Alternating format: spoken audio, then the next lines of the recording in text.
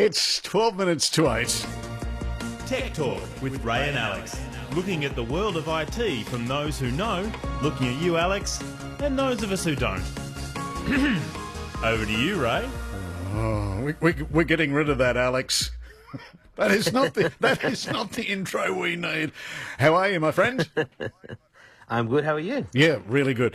We're talking now to Alex Zarhoff-Reuts, technology editor of ITWire.com. I had a whole heap of notes. I've lost them. Look, I do know one thing. The iPhone came out. So what's the verdict? Sure. Well, there are four of them. And look, if you have an iPhone from the last couple of years, you're probably quite happy in your set. But if you have an older iPhone, an iPhone 5 or 6 or 7, and you're looking for a new iPhone and you want to take advantage of the new 5G speeds, or you want to upgrade the camera, then these ones are obviously, they're the newest ones, and they're the fastest ones, and they're the shiniest looking ones, and they've got new cameras that allow you to take much nicer photographs at night time, and all the different cameras, not just the main camera as was the case last year. The screen has this new ceramic crystals that are see-through, and they improve the strength of the screen by 4 times, but that means it's 4 times stronger when you drop it than last year. But of course, I will always be using a case and some kind of screen protector, because that way, you can be a klutz and drop your phone for any number of reasons. You don't have to be accident prone to have someone bump into you.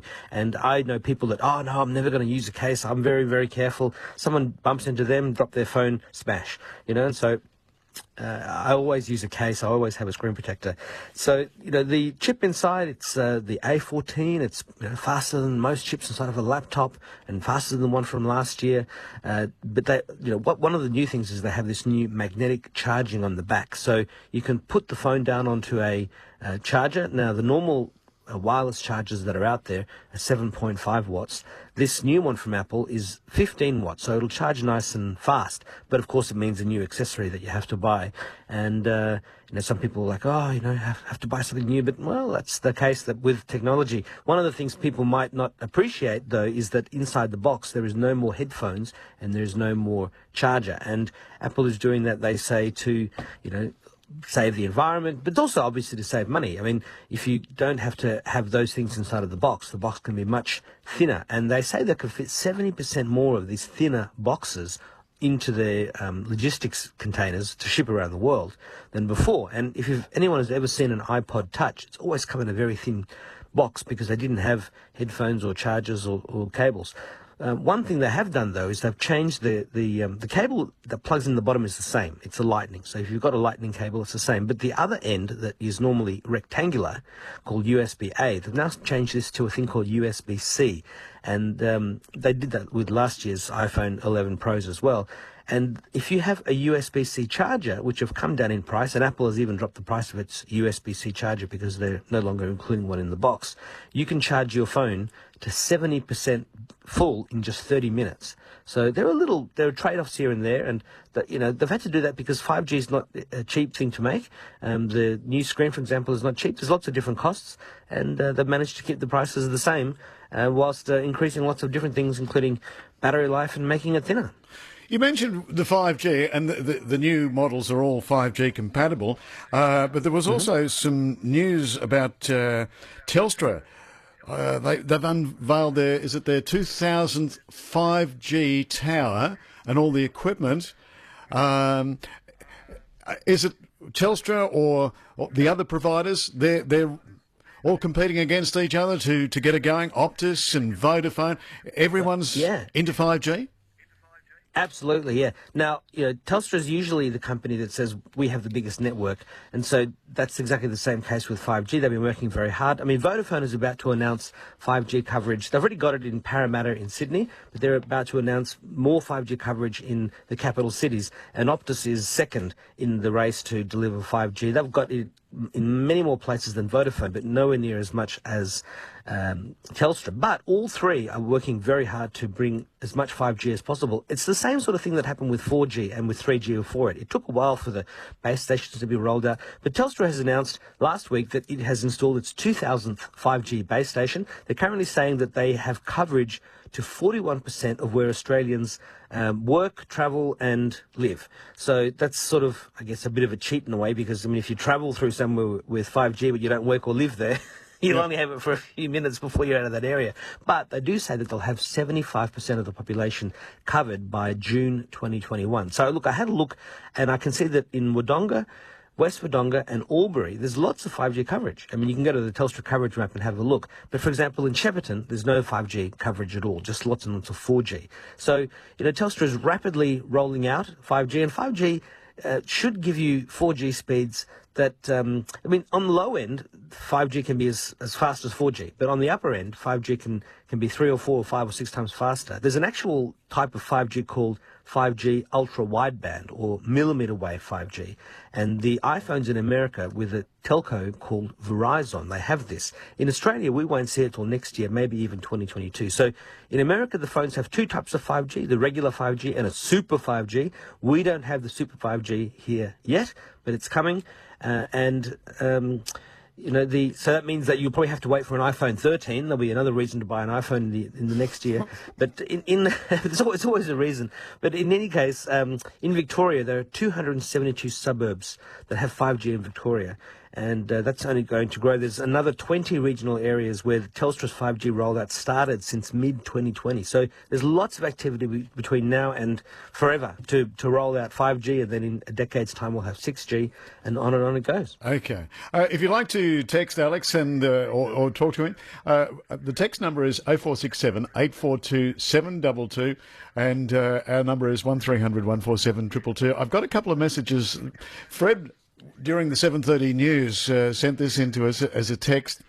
I'm trying to decipher. He lives on a farm just out of Benalla, and he's looking into a good quality drone.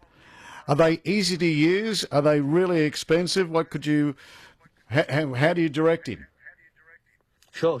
Well, look, I mean, there's a company called DJI, but there's a number of others who make very advanced drones these days, and they come with the ability to record. They have a little camera, and you can fly the drone around. It takes a little bit of getting used to becoming a drone pilot, but you do it through your phone, so you're using the phone's large, screen to see what it is that the drone is flying over.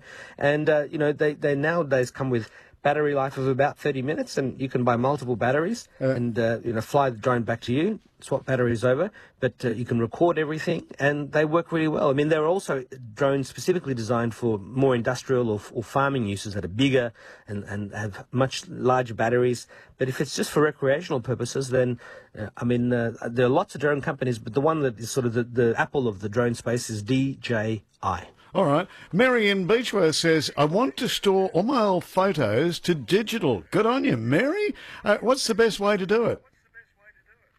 Sure. Well, I mean, if you're going to do it yourself, then the best way is to get a scanner. You can also get a negative scanner as well. But you buy a scanner like a Canon or Brother or Epson. There's a number of different ones out there. A lot of the printers have scanners as well. And then you just have to go through the process of scanning the photos one by one or putting several onto the glass of the scanner. And then you can use any photo editing software. Often your computer comes with some, but there's also things like Photoshop and Photoshop Elements. There's a free one called GIMP, G-I-M-P. Might be worth getting the help of some younger members of the family who are sort of very familiar with this and can show how it's done. And basically you scan it, save it, and then Windows has a photo program that lets you store them all called Photos, and Macs have one called Photos as well, and that lets you organize and store them and tag them and put names and locations and all that sort of information. Okay, 3 minutes to 8. News is coming up at 8 o'clock and then AM. We're running out of time. What was the name of that free software you said for the old photos? There's one called GIMP, G-I-M-P. But there's also other free. If you just type photo editing software into your favorite search engine, you'll find there's lots of free and paid options. And that photos leads me to the People's Choice Photo Competition. Yes. From ASCA, the Australian Seniors Computer Clubs Association. We spoke about it last week. They're having a conference on November the 10th from 9 a.m. to 4:30 p.m. I'll be the MC and the closing keynote speaker, and we'll have Google and a bunch of other people that will teach you how to live your best online life. It's for any age, not just for seniors. But we have one of the most exciting and popular things is the People's Choice Digital Photo Competition. Now, we've got a bunch of different categories that have already been judged, but the People's Choice one, we're asking people to please come to the ASCA site, ASCA, ASCCA.org.au. Click on the People's Choice Digital Photo Competition, and you'll see that there's an icon there that brings up a bunch of different categories, whether it's photojournalism or travel or whatever it might be. There's lots of different photos that people can vote on. It brings up all the photos in the Google Photos app, which is another way of storing all your photos online. And then there's a form that that you can go to tell us which photo you think is the best one. So there's people, portrait, landscapes, seascapes, animals, open, photojournalism, and it's called the 2020 ASCA Photography Competition, and we hope that people join that next year and enter their photos. Okay, you said it was on the 10th of November. I remember you saying this is a day-long Zoom conference. Yes. It's we're actually going to get people to log in just via their browser, so they won't even have to download Zoom. We'll know how to use it. Yep. And we'll have speaker after speaker. There'll be prizes. It's $15 a ticket. We're keeping it low cost, and we do it every year, normally in Sydney, but of course now with a lot of the pandemic and lockdowns, people need to go online. But it's called Living Your Best Online Life, with really actionable tips and information and stuff to help you to get the best out of technology. It's aimed at seniors, but it's good for any age group, kids, people at home who want to learn about technology. And we'll have Charlie Brown, we'll have myself. There's lots of different people that will come and share some great information to really help you get the best from technology. All righty.